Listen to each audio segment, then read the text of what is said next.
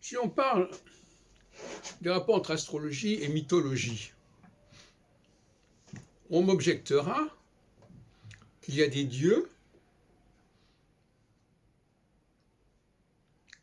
qu'il ne faut pas confondre avec les planètes.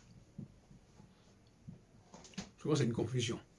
Pour un astrologue, un dieu, c'est une planète. Alors, on sait très bien que jusqu'au XVIIIe siècle, un grand nombre de dieux ne correspondaient pas à des planètes. Il n'y avait pas assez de planètes pour le nombre de dieux correspondants. Mais on nous dira, ces dieux, ils correspondent à des types différents. Le type martien, le type vénusien, le type mercurien, etc. Mais ce n'est pas certain. Il est possible aussi que ce soit des périodes. Il y a un temps pour la guerre, il y a un temps pour l'amour. Il y a un temps pour l'étude, il y a un temps pour l'action, etc. Ce qui revient par certains côtés à la théorie des âges, telle que l'avait envisagé Jean-Pierre Nicolas.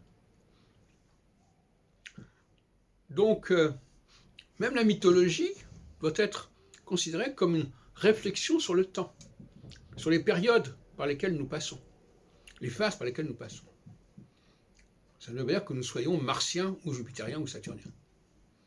Et encore moins bélier, gémeaux ou scorpion.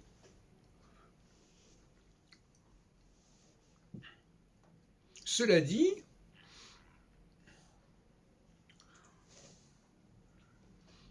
il y a quand même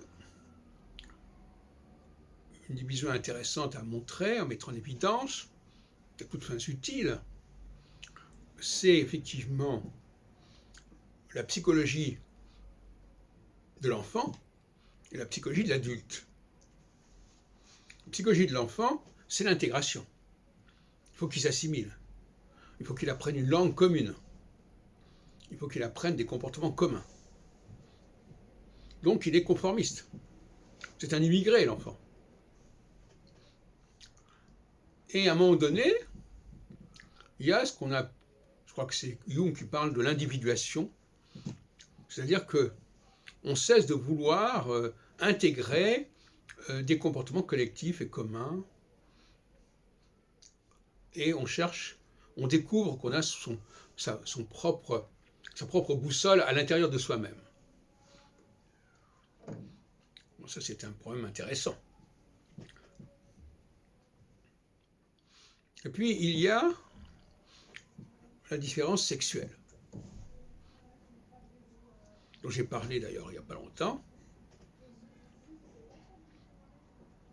Il y a la différence sensorielle, mais tout ça, c'est duel.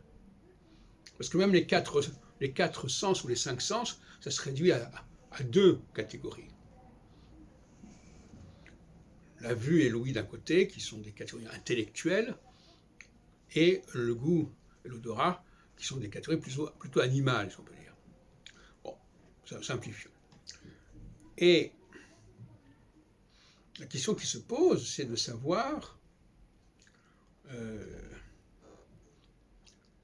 si ces catégories sont constantes. C'est-à-dire, il y a des gens qui sont, toute leur vie, ils seront marqués par le goût et l'odorat.